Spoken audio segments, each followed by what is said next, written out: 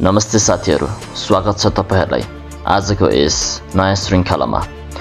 आज हामी जान्ने छौं एउटा अनौठो तथ्य। आखिर नेपालको समय क्षेत्र किन विश्वभरिका अन्य देशहरु भन्दा 15 मिनेट अलग छ? यसको पछि के कुरा छ? के यो केवल नेपालीहरुको गर्वको विषय हो वा यसको ऐतिहासिक, भौगोलिक र राजनीतिक कारण छ? आजको यो भिडियोमा हामी यसको गहिरो अध्ययन गर्ने छौं। ल आउनुहोस् त आजको श्रृंखला सुरु गरौं।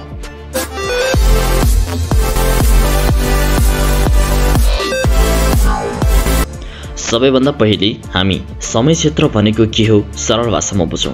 सरल भाषामा भन्ने हो भने पृथ्वी 24 घण्टामा आफ्नो अक्षमा एक पटक घुम्छ, यानी कि 360 डिग्री घुम्छ। त्यसैले प्रत्येक 15 डिग्रीलाई 1 घण्टाको समय क्षेत्र मानिन्छ।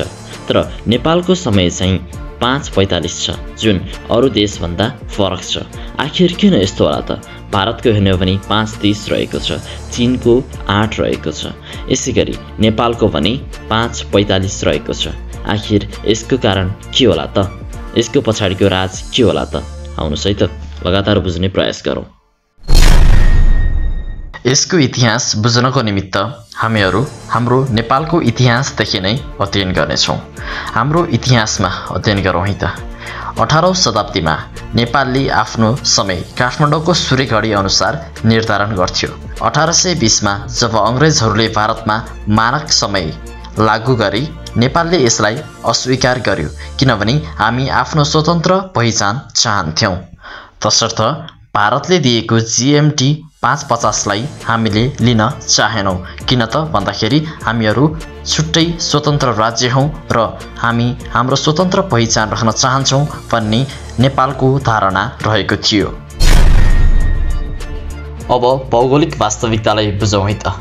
हेर्ने हो भने नेपालको भौगोलिक अवस्थिति 80 डिग्रीदेखि 88 डिग्री पूर्वको अनुसार सूर्यको उदय अस्तलाई मध्यनजर गरिएको छ, जसमा 86 डिग्री 20 मिनेट पूर्व, जसलाई चाहिँ हेर्ने हो भने गौरीशंकर हिमालको नजिकलाई मानक मेरिडियन बनाइयो, जसलाई GMT 5:45 दिइन्छ, जुन वैज्ञानिक रूपमा सबैभन्दा सही छ।